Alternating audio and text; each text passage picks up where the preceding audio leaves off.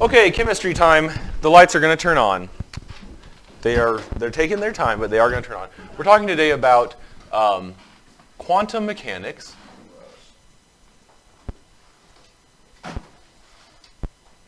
And what subatomic particle do you think has to do with quantum mechanics the most, Gabe? That's not a subatomic particle. Neither is that. Probably a proton. No electron. The first time you had a 1 in 3 chance, the second time you had a 1 in 2 chance, and you got it. The electron. The electron. Quantum mechanics and the electron.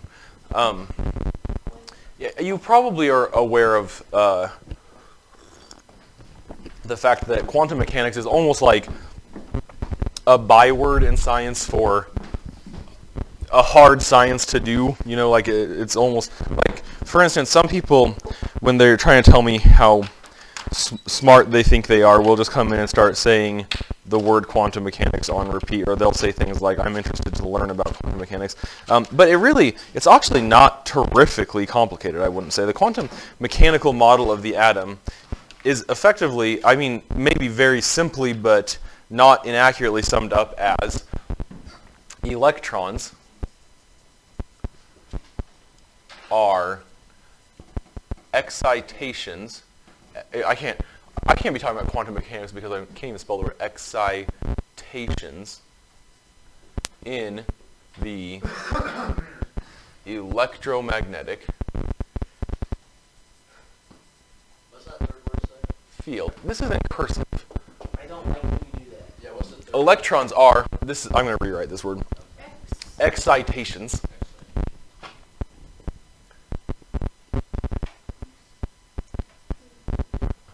I don't like when you do that, says someone. Electrons are excitations in the electromagnetic field. Be quiet, please. Effectively, there's a universal field that permeates the entire universe. That's why it's universal. Called the electromagnetic field. There's also one for, give me some other examples. Electromagnetic field? Radiation. What are the other 4 fundamental forces of the universe? Electromagnetic. Strong. So there's a strong force field that permeates the universe. The weak force that permeates the universe, and gravity that permeates the universe. And we can think about all the different particles as excitations in those various fields. So if we think about the whole universe here represented by 4 colored lines. We got a pink line, a brown line, and an orange. I should not do orange and brown because I also shouldn't do pink and purple. We'll do red. And we'll say that this line on the top, we'll say these lines are of increasing strength. I hope you understand this is a model. What I'm drawing is a model of a model. So this one, we'll say this is the strongest. What is the strongest of the 4 fundamental forces? Strong nuclear. Yeah, the strong nuclear force. What is the next strongest? Weak force. No. Gravity. Electromagnetic. Where did Brown go? There he is. Electromagnetic, and then the weak force, and then gravity is the weakest. Gravity is the weakest. And so these fields, which I have drawn as lines, what number of dimensions does a line have? 1. This is a 1-dimensional diagram of our 4-dimensional universe. And so this is a very, very basic model. But I'm going to diagram that where there are excitations in those fields. Let's say what particle, what we call particles, let me write that word down, particle. We generally in science think about particles as dots, as 0-dimensional objects. But quantum mechanics is telling us they're actually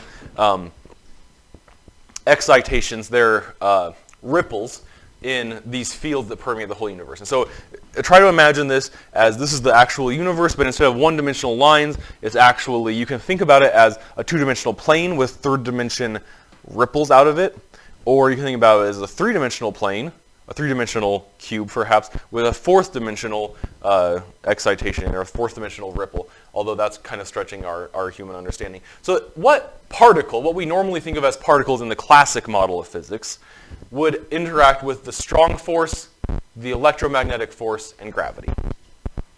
Which one would interact with the strong force? No, we're looking for the names of particles. Electrons. No, they don't interact with the strong force. Remember the strong force, what's it do? Tell me that. What's the strong force do?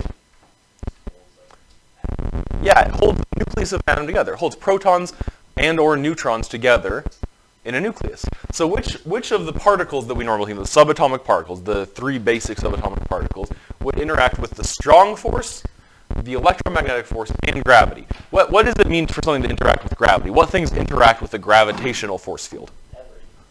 Everything that has mass. So which one would have mass, be in the nucleus, and have a charge, a proton? There we go. So I'm going to draw this. So we can diagram a proton. It actually also does interact with the weak nuclear force, because sometimes protons can decay into neutrons, emitting a positron, which is beta plus decay, as we talked about in the last chapter. So strong force, it interacts with that. Electromagnetic force, it interacts with that. Weak force, it interacts with that. And it interacts with gravity because it has mass. So this quadruple excitation, an excitation in all the fields, we call this particle, this excitation in these fields, a proton. So a proton interacts with all of them, so it's an excitation in all of the fields in the same location, and that we see. You don't actually see protons, but we observe that as a particle called a proton, that we have named a proton. It's not like when you look at a microscope, you can see him and he's waving. He says, "Hi, I'm a proton." We gave this excitation a name in our understanding of particles, and we called it a proton. Okay, which one? Now let's do this a different direction now. Let's move on to the neutron. We're going to call this one. Oh, I'm sorry, I shouldn't be doing that yet. I'm going to make you do it. Let's call this one the neutron. Let's call this one the neutron. With which of the four fundamental force fields of the universe would a neutron interact? The strong force. The strong force, because it exists in the nucleus and it holds other nuclear particles to it, that is protons. Okay. And Gravitational, because it has mass. But does it interact with the electromagnetic force? No, it doesn't. It's completely separate. It's non-interactive with the electromagnetic force. Why? Because it has no charge. But it does interact with gravity because it has mass. It also does interact with the weak force because a neutron can decay into a proton. A neutron can decay into a proton, releasing an electron that we call beta minus decay. So the strong force, the weak force, and gravity. Okay, what about an electron? wouldn't it just strong? No, just be electromagnetic. Electromagnetic.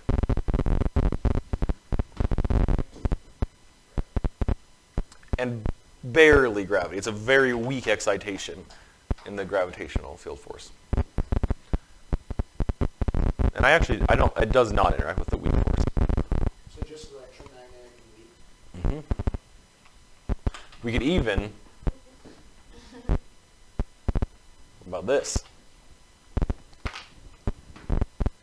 Oh. Why? Because It's upside down because it has a negative charge, yeah. Can something have a negative charge in the gravitational field? No, because something can have negative mass. As we understand it, mass can only be positive. So this looks then like what? This is kind of like a diagram of waves, exactly. That's the other part of the quantum mechanics. It's telling us that what we see as particles, what behaves to us as physical matter, is actually excitations, actually waves in these field forces. So what feels to us to be strong and rigid and long-lasting is actually excitation in a field that, like any wave, will eventually collapse. Let me phrase that to you another way. This is getting a little bit philosophical, but let's use this as an example. Will this thing, as it is now, will this last forever? No, something at some point in time will happen to this such that it no longer exists. And so in a way we can think of in the field of time, in the field of time, that thing is here, right? It wasn't always here. When the Lord spake the universe into existence, he did not say, let's have the monkey be here first, right? Or phrased another way, when the Big Bang happened, one of the things that came out of the Big Bang was not this little monkey, But he does exist now, right? Didn't always exist, exists now, will not always exist. So in a way, that little monkey is almost like an excitation in the time field, U. It's not that it hasn't always existed and will cease to exist at one point. It's just that he will cease to exist in the current state. Right. Oh, yeah, you're exactly right, Gabe. Gabe brings up a great point of the law of conservation of mass. Law of conservation of mass, which is that the monkey, as we understand it, that monkey stuffed animal, excuse me, the matter that made him up has always existed, but it wasn't always formed into this monkey. And the matter that makes him up will always exist, but it may not always be in the form of the monkey. And in fact, it may even change to energy. If he, for instance, goes into the sun and his atoms fuse together to become nuclear fusion energy, still exists, it's just now energy. Anyway, the law of conservation of mass also includes energy. So what we're going to focus on today, this is the idea of quantum mechanics, is that that everything basically is waves. Let me give you an equation to help you with that. C equals lambda nu, where c is the speed of light. Lambda, the Greek letter lambda, is wavelength. If you had to guess what sound the Greek letter lambda makes, what sound do you think it would make? Ooh. It's the equivalent of the Latin letter L. And I tell you that because I think it'll help you remember that wavelength is lambda, which is like an ul sound. So wavelength, and then nu. The symbol for half-life. It is also the symbol for half-life, yep. Nu, the Greek letter nu, is frequency. I don't have a good help for you for this one. It looks kind of like the Latin letter V, but it isn't. It's the Greek letter nu, and it measures frequency. Wavelength is measured in what in the SI? What do we measure lengths of any kind in the SI? No, SI. No, the base unit. Not centimeters, but meters. Okay, frequency, we talked about this when you were in 8th grade, but you may have forgotten, is measured in hertz, Hz, which is equal to 1 over seconds. 1 over this lowercase s seconds. So it's an inverse second. Instead of talking about how long it takes, we're talking about how many pass in a given amount of time. So it's basically per second. So if we multiply meters times 1 over seconds, what do we get? Meters over second, which conveniently is the unit for the speed of light. This also, we know, has a value. It's 3.0 times 10 to the 8th meters per second. 1, 2, 3, 4, 5, 6, 7, 8, 300 million meters per second is the speed of light. So you have a known value for this in addition to knowing the unit. This is actually, despite the perceived complexity of this, the ideas of quantum mechanics, this fundamental equation of quantum mechanics is extremely simple to solve. We only have 3 variables. They're all laid out in a line. If we need to change it and solve for any of the other ones, we only have to do one step to manipulate it. And we already know one of the values. So this is a very simple equation to use. And it will be on your worksheet. You'll do some practice work with this. We also talk, when we're talking about the ideas of matter and energy and where they collide in quantum mechanics, we talk about the electromagnetic spectrum. You remember the electromagnetic spectrum from 8th grade science? A little bit. I hope you do. A little bit. I think I actually might have all the colors I need right here. Not blue.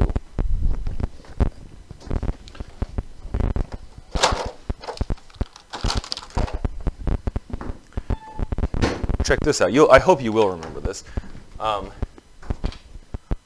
Red, orange, yellow, green. Taking me a little second here. My song is kind of losing its pitch.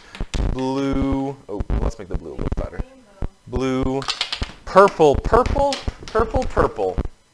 In the rainbow light show. That's from Asher's toy when he was a tiny baby. I think actually when Asher was 0 years old is when Cyrus was learning this, and that's when I found that song. They had a little like aquarium thing that when you put the fish in it, it would say red, orange, yellow, green, blue, purple in the rainbow light show, and it just made it was a nice, cute little song. You never taught me that. I definitely did.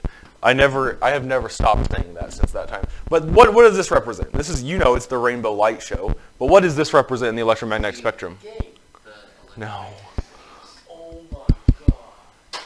What part of the electromagnetic spectrum is this? That's visible light. Visible light. Visible light. Of the visible light, which one has the highest frequency? Red. Oh, it's going to be either purple or red, because it wouldn't make sense for it to be yellow. Which one has the highest frequency? Try again. Purple. Purple. So we're doing, in this direction, frequency is increasing. In this direction, frequency is increasing. What's this little symbol mean? Frequency. In this direction, look at this equation. This has to stay the same. This is a constant of the universe. This is a constant of the universe. If this gets bigger, what must this do? If this is a constant, this gets bigger, this has to get smaller. So if frequency is increasing left on my diagram, what's happening in the other direction? What's increasing towards the right? Wavelength is increasing. Wavelength is increasing towards the right. I will say, because of the direction I drew this, it's going to be the opposite of how it shows up in your book, but it really doesn't make any difference. Wavelength increases this way. Yeah, I should have drawn it the other direction, because otherwise that way it'll match your book. I'm going to redraw it. This is still true. I just have it flipped. I'm just going to redraw it, and so I can say my song again. Okay, hold on. I'm going to try to sing the song. Red has to be on this side. Red, red, orange, orange, yellow. Come here, yellow. Green, blue. This is not going to be as good as last time. Blue, purple, purple, purple, purple. Purple, purple. And then I tried to make it look really neat by erasing the bottom so it would be nice and straight. Maybe you should move. Okay, so now again, let me rewrite all this stuff. This is visible light. This is visible light. Now we have increasing what? Frequency to the right and increasing wavelength to the left. Sorry. What do we call that kind of invisible light that is below in frequency is below red? Can't see it, so I'm going to leave it invisible. What do we call that? That's below red. In the Latin, it would be infrared. Infrared, you got it. Infrared. What do we call that light? Shh. What do we call that light in the Latin that is above violet? Above violet. Indigo. No, that's blue. Hold up. Let me have this. It's ultraviolet. Yeah, that's what It's a skin condition. Why did you say it was into Ultraviolet. I knew that. I said that. Now, above ultraviolet are X-rays. And above X-rays are, and when I say above, I mean increasing in frequency, gamma rays. Below infrared, we have microwave. And below microwaves, we have radio. And it actually tapers off in both directions. This is the electromagnetic spectrum. So for a given, each of these, at any point of energy on this spectrum, each of them will have its own wavelength and frequency that will combined equal the speed of light. This is what you showed in your lab. What you showed in your lab is that what we call the atomic emission spectrum.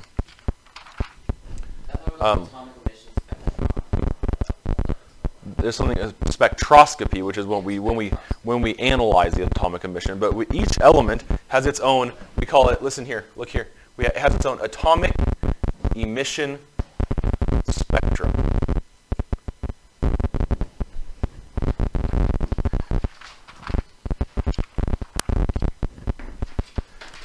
Because it's basically this. And we're going to talk about, I'm going to erase this. I'm actually going to probably erase atomic emission spectrum. I'm going to rewrite it up here. Because now we're switching to talk entirely now about electrons.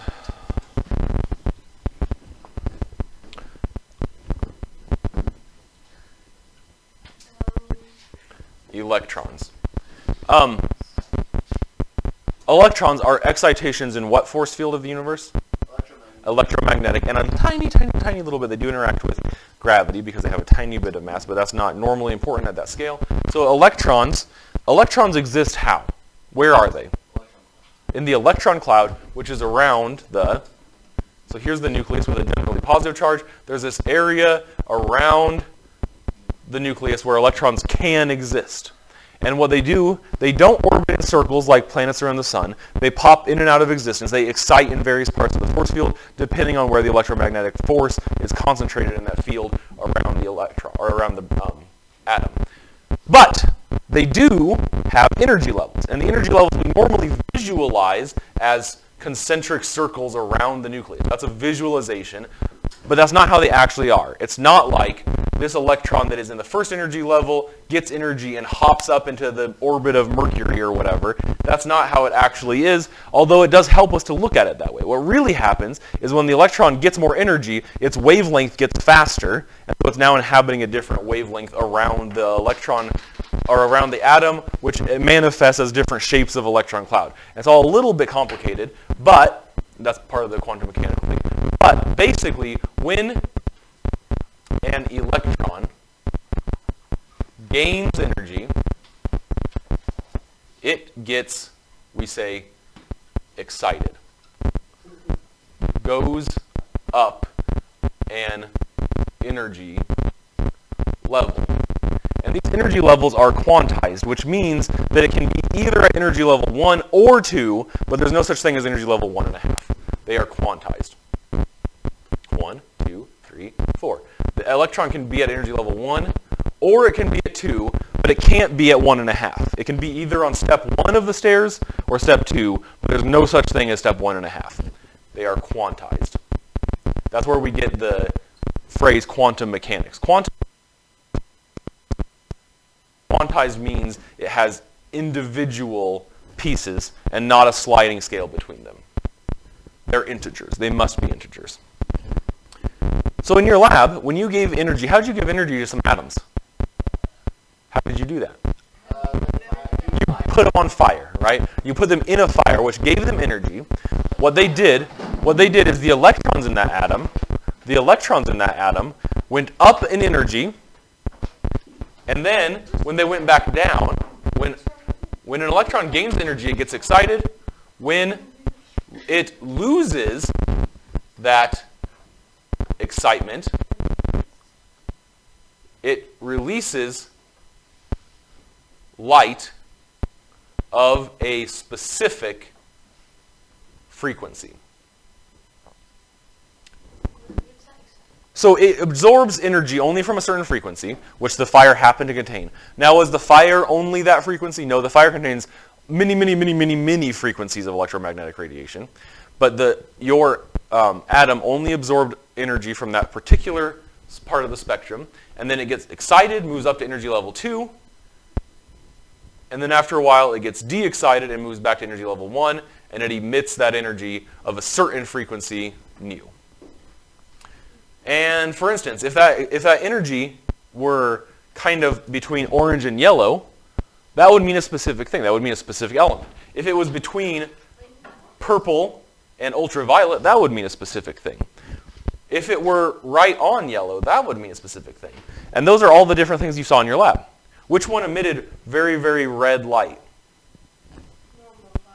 No. Which one of the atoms that you tested emitted red light? Hold on. There were two that were pretty similar that both emitted red. Lithium and strontium. Lithium and strontium both emitted, we'll put strontium on ours. Strontium emitted red light. Which one emitted orangish yellow light? It would have been... I'm gonna say sodium was the yellow one. Which one was orangish yellow? Orangish yellow would have been... Calcium. Yeah, calcium. And which one was purplish? None. Potassium. Potassium was purplish. That's one you said. You said it. Yeah, you said it was peach. It's supposed to be purple. I know what it looked like. It's supposed to be purple. The reason you saw it as peach is because there's almost always some sodium impurity that shows up as yellowish orange. But basically, the different kinds of atoms when they get excited, emit their own special kind of radiation. That's one way that we can tell them apart. And the way that we do it in the flame test is a little bit basic, but there are more accurate ways to measure in a lab that they use on like CSI when they say, oh, the mud on his boots contained this much potassium, this much carbon, etc. It's basically like a barcode for that element. The electrons, as I said, inhabit various energy levels, and those energy levels have shapes. They have shapes S, which is a sphere, P, which is a dumbbell or an infinity sign, D, which is usually like a four-leaf clover. There's another one, and then F, which is like a crazy thing. Please stop. Hey, would you stop doing that and pay attention, please? So S is a sphere-shaped orbital. P is a dumbbell-shaped orbital. And D is a clover-shaped orbital. And depending on the energy level, it can have one of these. And when I say it, the electron cloud can have one of these different shapes. There's a little diagram here on page 158, figure 1.59, that shows what it might look like to have a nested orbitals of 1s, the 2p orbitals, and then 2s. And we have a whole worksheet that we do about a thing called electron configuration, which is where we describe how electrons fill these various shapes at various energy levels that goes along with the periodic table. In fact, on this periodic table, each of the elements has its electron configuration noted. But we will do that when we go over, or when we start the worksheet. We'll practice that some more. Do you have questions generally about the concepts of quantum mechanics, about the electromagnetic spectrum, the way electrons gain and lose energy, or about the idea of quantum mechanics being excitations in a field? No. I'm afraid I've lost your interest, Whitley.